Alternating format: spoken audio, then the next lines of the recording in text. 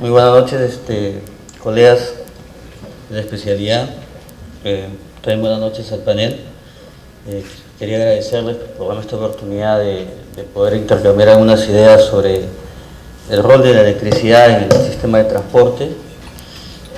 Básicamente haré una discusión sobre el impacto del sistema ferroviario, ¿no?, en el crecimiento económico, y sobre todo dos puntos que me parecen que son importantes resaltar en cuanto al transporte de carga y de pasajeros, ¿no?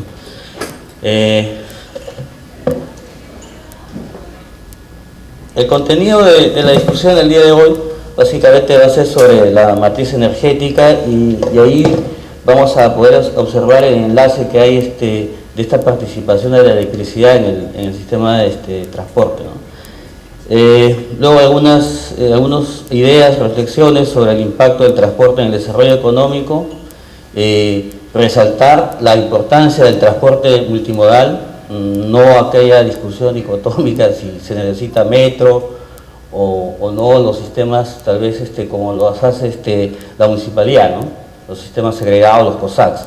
En realidad es un punto de vista mucho más amplio, en que las dos cosas se necesitan y mundialmente uno lo puede observar, ¿no?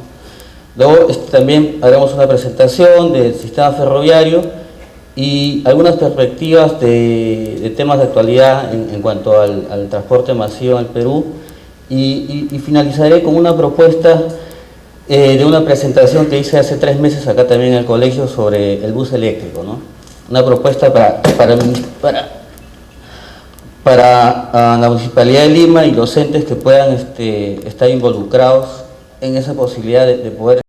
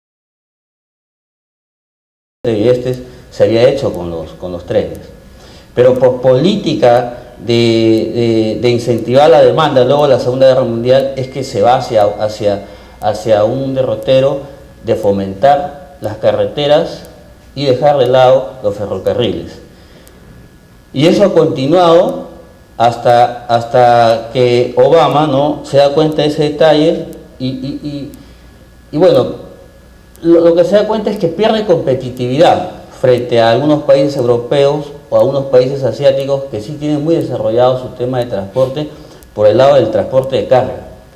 Entonces, cuando se da la crisis del 2008-2009, ¿no?, como parte de esos paquetes de alivio a la economía también, es una decisión que impone, ¿no es cierto?, de ir hacia un fortalecimiento del sistema ferroviario en Norteamérica.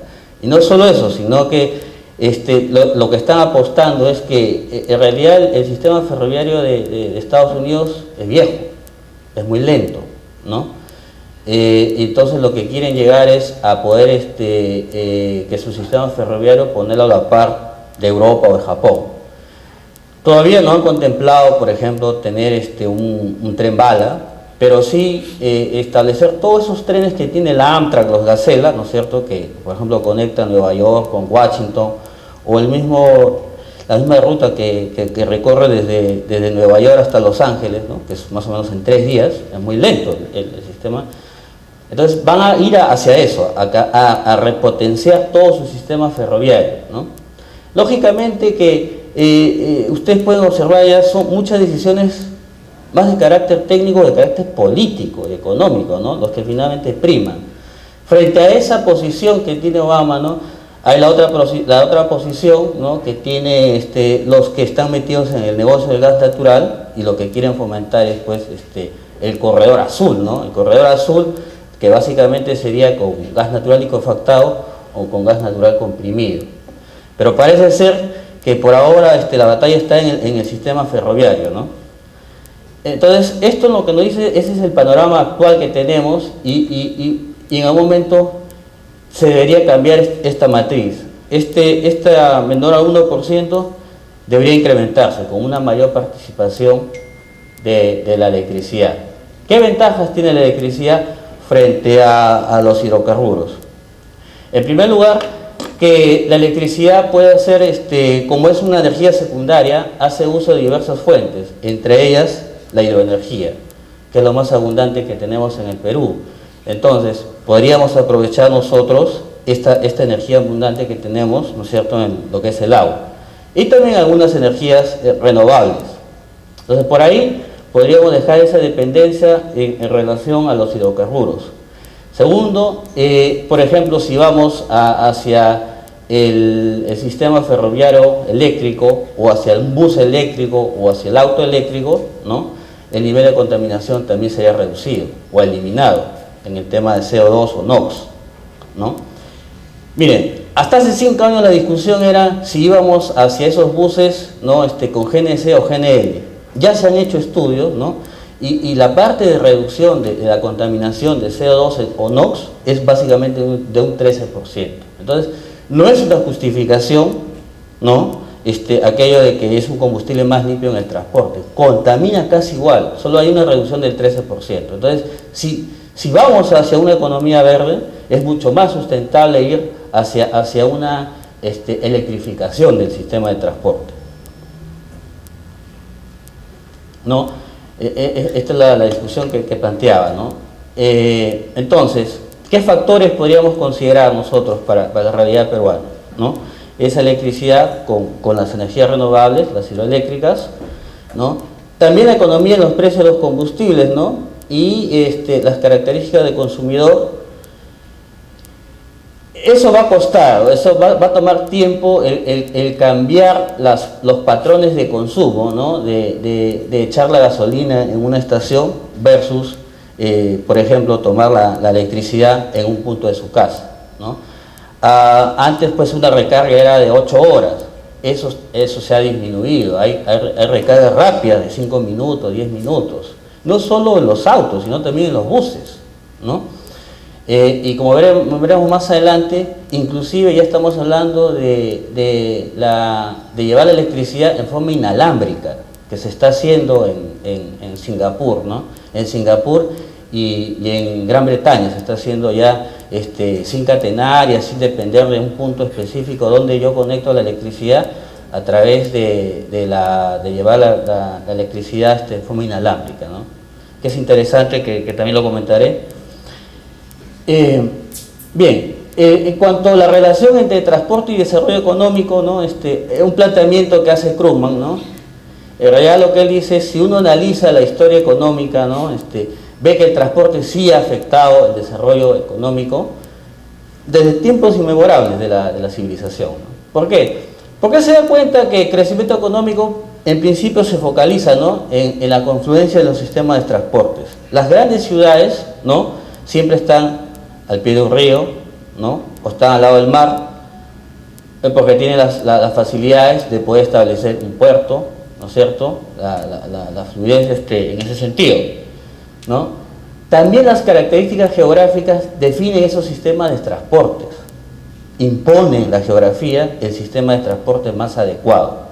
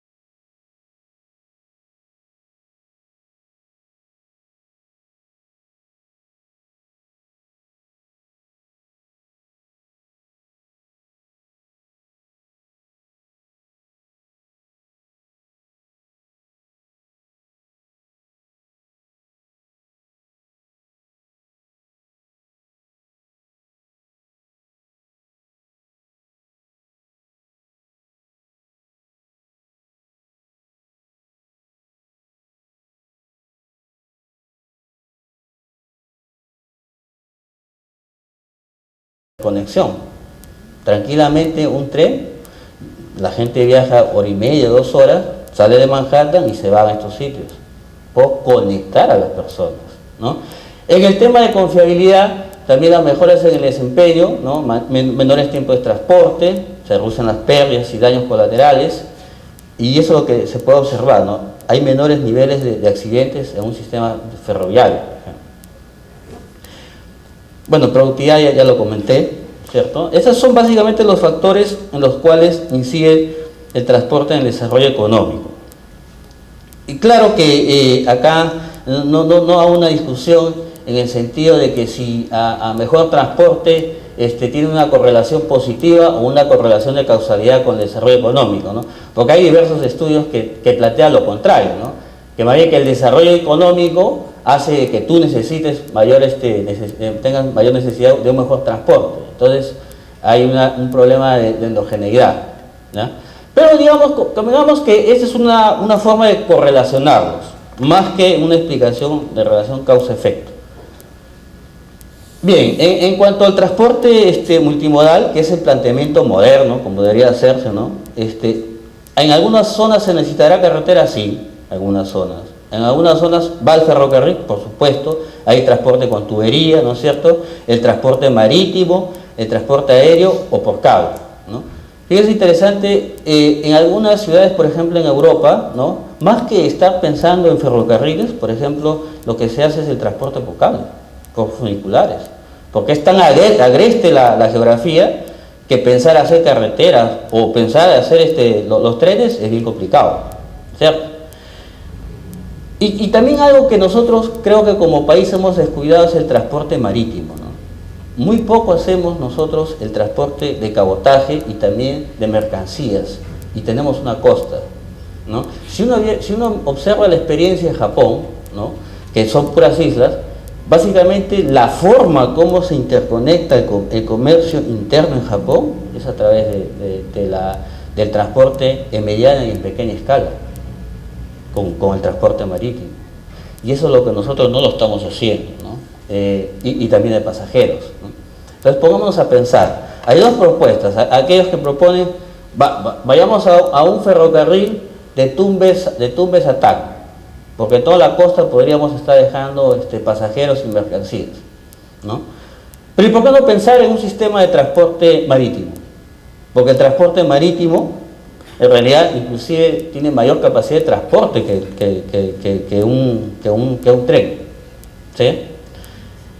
Pero eso lo dejo como discusión. Ahora, este punto, ¿a qué cosa abonaría? Dos cosas, ¿no? Lo que ha hecho el país a través de las concesiones con APM Terminals o DP World en la zona de Callao, ¿no? Es intentar crear un hub de transporte. Pero hay algo que no se han dado cuenta todavía, ¿no? Y es que eso se podría potenciar mucho más con la nueva regulación que hay en Europa, ¿no? Europa está imponiendo cada vez regulaciones más estrictas y sobre todo en el Mar del Norte ha puesto unos niveles de emisiones de azufre bien altos, ¿ya? Entonces, esas restricciones hacen que inclusive los combustibles actuales que mueven a los barcos ya no serían sostenibles. Y hay un periodo moratorio hasta el 2018-2020. Entonces, ¿hacia dónde están yendo la tecnología, por ejemplo, en los barcos? Hacia el gas natural liquefactado. Y eso es lo que nosotros tenemos como país.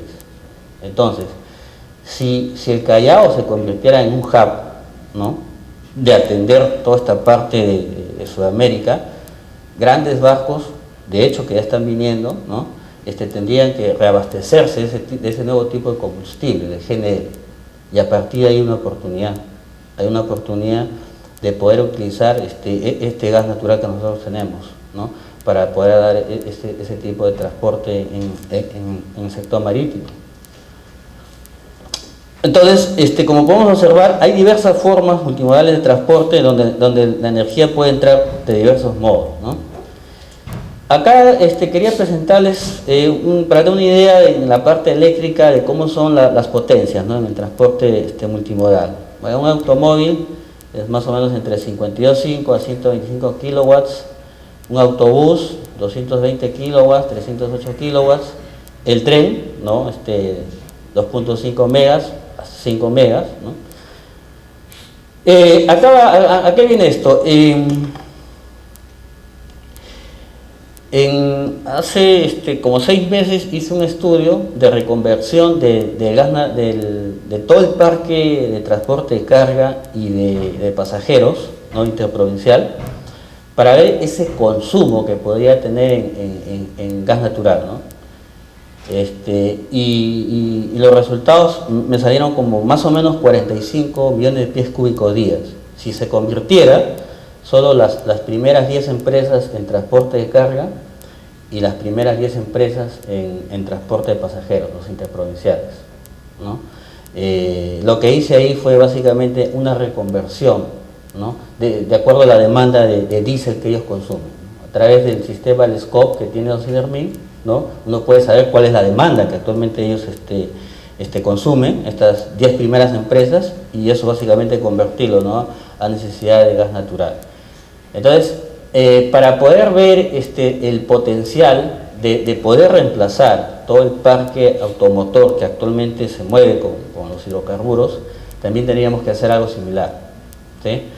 Hacer primero un barrido de todas las empresas de transportes, digamos, si quisiéramos ir al bus eléctrico, ¿no es cierto?, y poder cuantificarlas y ver cuánto eso demandaría en demanda, y eso responde un poco a la pregunta que tú hacías, ¿no?, sobre esas necesidades de la distribución. O sea, hay que cuantificarlo primero.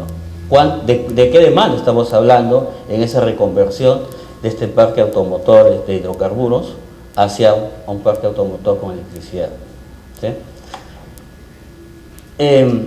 Los tipos de transporte, en el caso vial, ¿no?, tenemos el bus de tránsito rápido, el bus de conmutación. Quizás en esto nos hemos quedado, ¿no? Esto es lo que tiene, estos son los COSAC o son los, el metropolitano, ¿no? El bus de tránsito rápido es segregado sobre una vía. Quizás los más antiguos son los trolebús. En el sistema ferroviario también tenemos el tren de conmutación, el tren de servicio pesado, que es básicamente el metro, ¿no?, el metro. Y hay otros trenes híbridos o combinaciones de eso. Si se quiere, por nivel de cómo es guiado, con rieles, básicamente todo lo que es el tren eléctrico, el tren de cercanías, el metro ligero. Lo que me han comentado es que ya están pensando en este tren de cercanías, ¿no? Por ejemplo, ¿no?, si el crecimiento va a ser por el lado sur o por el lado norte, por ejemplo, ya pensar en conectar, ¿no?, Cañete con Lima, por ejemplo. Entonces podríamos facilitarle los tiempos a alguien que vaya de Cañete a Lima o de Lima a Cañete, por tema de estudio, por tema de trabajo, ¿no? En eso es lo que ya están pensando, en un tren de cercanía, que sería complementario, pues, a todo el sistema del transporte metro de Lima, ¿no? Luego tenemos de levitación magnética, que esto ya pensar en cosas mayores, ¿no?, que los tiene, por ejemplo, Japón, ¿no? Y con ruedas, ¿no?, los trolebús, que básicamente son los buses, pero aunados a una catenaria, ¿no es cierto? En cuanto a eficiencias, miren las eficiencias, ¿no?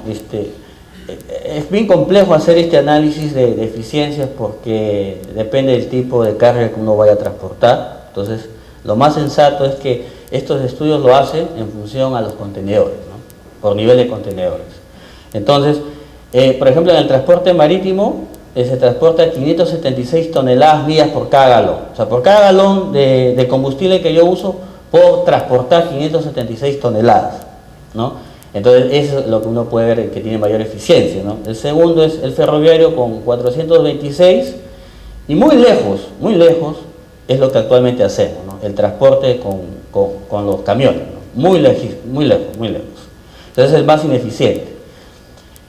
Aquí hay un estudio del 2009 que hizo el Departamento de Transporte de Estados Unidos, y lo que podemos ver, esta relación, estas bolitas, es la relación entre la eficiencia que tiene ir con tren versus llevar la mercadería con camiones.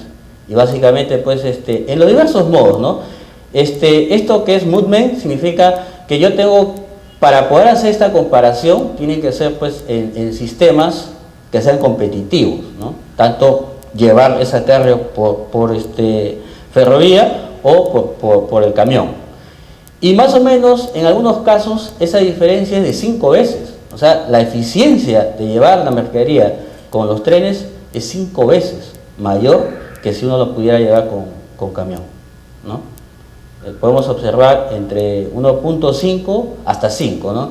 En un universo de 23 días que hicieron este estudio del DOT de caminos de competencia en Estados Unidos, ¿no?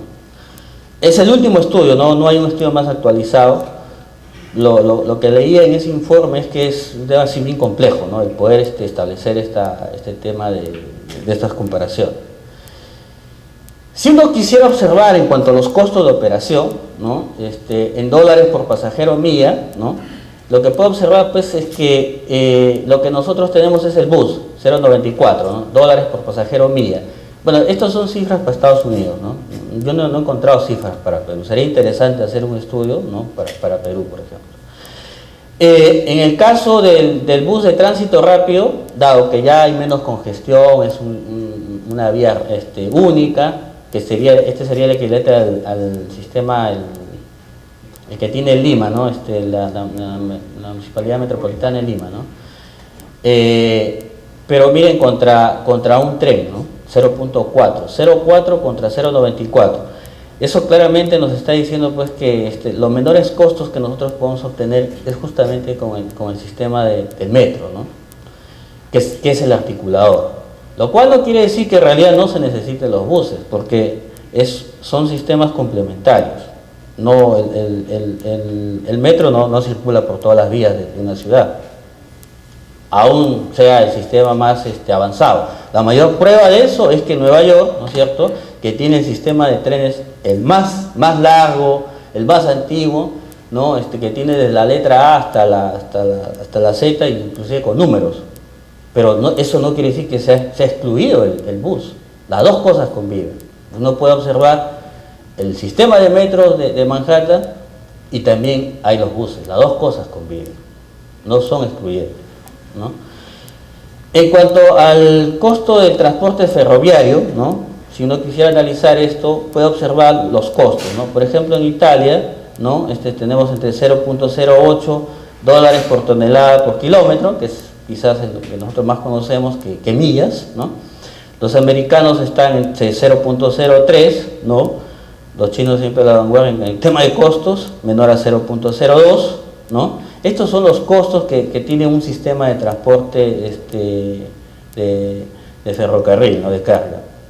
Ahora, si nosotros como país queremos competir contra estos países que probablemente en algunos productos estemos vendiendo en el extranjero, ¿no es cierto?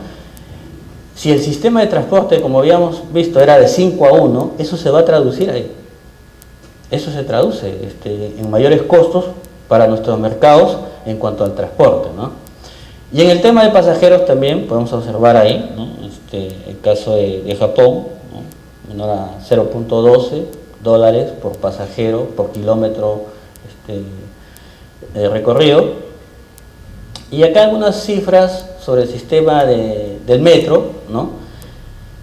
Por ejemplo, que podría recorrer unos 70 kilómetros por hora en promedio, ¿no? ¿Cuántos pasajeros podría transportar por cada carro? 160. En un tren de 6 carros serían 720 pasajeros, ¿no? ¿Qué distancias se recorren? Entre 2, 4 kilómetros, ¿no? Y así uno podría observar frente a sus competidores, ¿no?, que tiene el sistema del metro. Hay un pequeño resumen, ¿no? Básicamente lo que dice es que en el caso de cuando es un transporte masivo, de grandes volúmenes de pasajeros, ¿no?, lo ideal es el metro, ¿no? El metro es un elemento fundamental en cualquier país, en cualquier ciudad, más o menos, ¿no?, 5 millones de habitantes, ¿no? Entonces, lo que se dice es que si una ciudad tiene más de 5 millones de habitantes, ya debería estar pensando en un metro, ¿no? Porque es el que va a estructurar, ¿no?, es la columna vertebral de un sistema de transporte, y hacia esos van a converger los buses o los otros sistemas de transportes multimodales, ¿no? También es para volúmenes importantes de carga y sobre todo largas distancias, ¿no? En general, lo que uno observa es que el transporte de carga básicamente, o inicialmente, digamos, como les explicaba desde el punto de la revolución industrial y cómo evolucionó, básicamente fue para commodities, transporte de commodities, carbón, minerales, fosfatos, ¿no? Tiene un problema en el sentido que generalmente si transporta este tipo de mercancía va de un punto de inicio a final, no tiene puntos intermedios, y una vez que deja la mercancía regresa vacío, ¿no? Ese es un punto que tiene digamos en contra, digamos, ¿no?, el transporte de carga con el tren, ¿no? Pero en lo que sí tiene ventajas es en el transporte de contenedores, ¿no? Felizmente, a partir pues, del año 76, ya casi toda la mercancía se hace a través de contenedores, ¿no? Entonces, por ahí sí tenemos un punto, o tiene un punto a favor, digamos, el sistema de transporte con ferrocarril, ¿no?, para carga. Porque puede conectar pues, el comercio internacional con el nacional, ¿no? Y ya habíamos dicho que es eficiente, de menor costo, ¿no? tiene economía de escala, ¿no? A medida que se incrementa el volumen y la distancia en el transporte, cada vez tenemos menores costos costos medios de producción, en este caso costos medios del transporte. Pero el problema es que va de punto a punto, ¿no?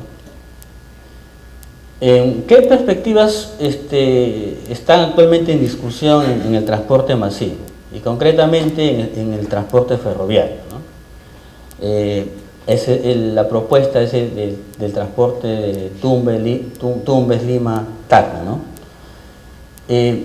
Ahí todos los diseños, cuando se hacen los trenes que yo he podido leer, ¿no es cierto?, lo que dicen es que primero hay que tener la certeza de tener un volumen de pasajeros, ¿no?, que posibilite esa opción, ¿no? Entonces tendríamos que hacer un estudio de demanda de ese volumen de pasajeros, de conectar Lima con el norte o Lima con el sur. Ahora, ¿solo será sustentado ese tipo de ferroviario con el transporte de pasajeros? Creo que no. Creo que debería pasarse por las dos cosas, transporte de pasajeros y transporte de carga. Entonces, analicemos las cantidades de camiones que salen del Callao hacia el norte o hacia el sur, y eso es lo que podríamos estar reemplazando, ¿no?, el transporte pesado. Lo otro que también es interesante es que en el trazo del diseño, ¿no?, es que para que tenga eficiencia el tren, ¿no?, debe tener un perfil de velocidad constante. Bueno, creo que no hay mayores cotas o distancias muy grandes o distancias cotas entre un punto del norte hacia el sur, hacia Lima. Creo que no lo hay. Pero habría que analizar, ¿no?, en cuanto al perfil de esa velocidad. La otra propuesta es sobre el tren longitudinal de la sierra, ¿no? Creo que acá sí estamos casi un poco retrasados, en el sentido de que ya fue política de este gobierno, ¿no?, de en lugar de irse a un sistema de trenes, ¿no?, se ha ido a un sistema de carretera, ¿no?, y prácticamente ya casi ha concesionado gran parte de esta longitudinal de la selva. De manera que pensar en una longitudinal de la sierra con un tren hubiese sido tal vez lo ideal, ¿no? Pero tal como van las cosas, ya la carretera está por delante, ¿no? Y lo otro que también sería cuestión de analizar, ¿no?, es si esta geografía tan agreste podría darle como una opción al tren, ¿no? Lo otro que está en discusión es en cuanto al tren transatlántico, el Brasil-Perú, ¿no?, que puede ser interesante para poder interconectarnos con Brasil, ¿no? Pero creo que una agenda nacional de un sistema de transporte, primero, ¿no?, creo que pensar ese tren de Tumbes, Lima, Tacna, creo que es de mayor prioridad que ese transatlántico Brasil-Perú, ¿no? Porque en realidad, si uno observa también las condiciones, como quiere el gobierno chino entrar, primero que él va a financiar todo el proyecto, segundo, que no va a haber concurso, nos lo va a dar a una empresa china, y tercero, que es básicamente todo con la tecnología china, ¿no? Y que creo que ahí en el Perú ya debemos pensar un esquema ya no de ese tipo, pues, de condiciones, ¿no?, o sea, de ese tipo de financiamiento. Creo que se debería abrir mucho más la competencia si es que estamos interesados en ese tipo de tren, ¿no? Más allá de la discusión si sale por el norte o por el sur, que nos puede interesar como país, sí, porque mejora nuestra relación comercial con Brasil, pero las condiciones creo que habría que pensarlo mejor, ¿no?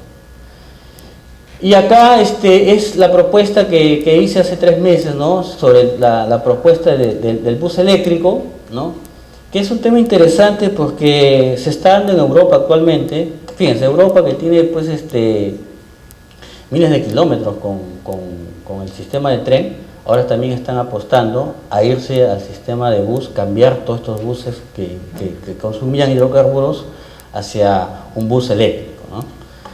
En concreto, sin ir muy lejos tampoco, pues ya podemos observar que Colombia ha hecho sus primeros intentos, ¿no? Este es el bus eléctrico en Colombia, ¿no? Fíjense que no tiene ninguna catenaria, no tiene nada de esto, puede circular por donde haya vía, ¿no?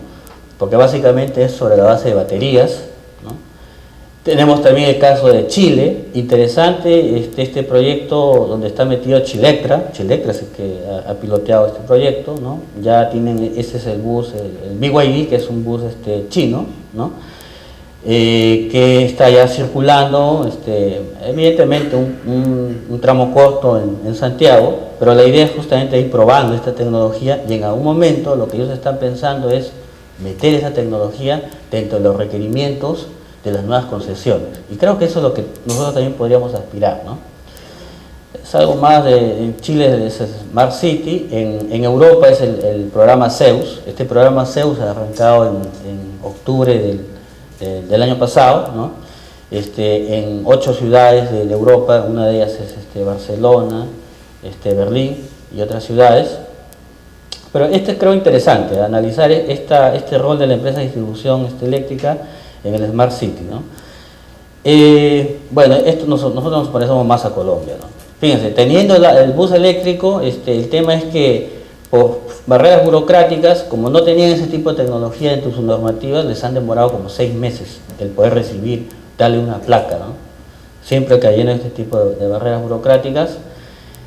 Y acá hay una propuesta para Lima, ¿no es cierto? Lo que podríamos establecer es un programa de pruebas, ¿no? Para estudiar esa viabilidad de estos buses eléctricos. La tecnología está. El tema es cómo probamos si se acondiciona, ¿no? Primero a nuestra forma, cómo tenemos nuestro sistema de transporte caótico, con congestiones, etcétera, ¿no? Pero para eso pues habría que articular, ¿no? Diversas instituciones, el MINEN, el Ministerio de Transportes, la Municipalidad, la Autoridad Autónoma de Tren Eléctrico, para ver en qué punto se podía conectar, ¿no es cierto?, las distribuidoras del sur y del norte, y sobre todo la parte de las universidades y el colegio, ¿no? Involucrarnos nosotros como colegio en este tipo de tecnologías, ¿no? Para poder llevar pues una voz mucho más técnica a la discusión, ¿no? ¿Qué tipos de tecnología hay en estos buses, ¿no? Diversas, desde los chinos, ¿no es cierto?, Volvo, Siemens, ¿no es cierto?, los españoles, Irizar, ¿no? Solaris, en fin, podemos observar ya diversas tecnologías que ya están funcionando estos buses eléctricos, ¿no? Deberíamos analizar esa replicabilidad de esos programas, ¿no? Y sobre todo, lo que les decía, a ver, había un tema que uno podría decir, bueno, pero la recarga de esos buses puede ser muy largo si se hace en las noches, etcétera, etcétera. La tecnología está, ¿no? Puede demandar 10, 20 minutos con una autonomía de 200 kilómetros, o sea, básicamente podría ser una autonomía de un día del bus que pueda recargar, ¿no? Si entre un punto fijo de inicio o llegada. Y lo otro es que en Francia ya tienen este tipo de buses, pero la recarga se hace en cada paradero. O sea, cada vez que llega el bus a un paradero sale una manguita y con un pantógrafo se va conectando la electricidad, ¿no? Bueno, Inglaterra lo que ha hecho es, en forma subterránea, cada vez que el bus se detiene, ¿no es cierto?, lo que hace es se lleva la electricidad de forma inalámbrica, ¿no? Bueno, Singapur lo ha superado, ¿no? Porque ya no es que necesariamente se detenga el bus en un paradero, sino que a lo largo del tramo de la pista se va poniendo estos sistemas de corriente continua y se va cargando de electricidad el bus, ¿no es cierto?, sin necesidad de detenerse, ¿no? Bueno, entonces, igual que está haciendo Chile, ¿no? En cada una de estas concesiones que va teniendo, como por ejemplo esto lo del bus azul, ¿no es cierto?, podría exigirse, o podría dentro de uno de los términos de referencia, un requerimiento, por ejemplo, que pongan 2 o 3 buses estos eléctricos para ir probando cómo se desempeñan, ¿no?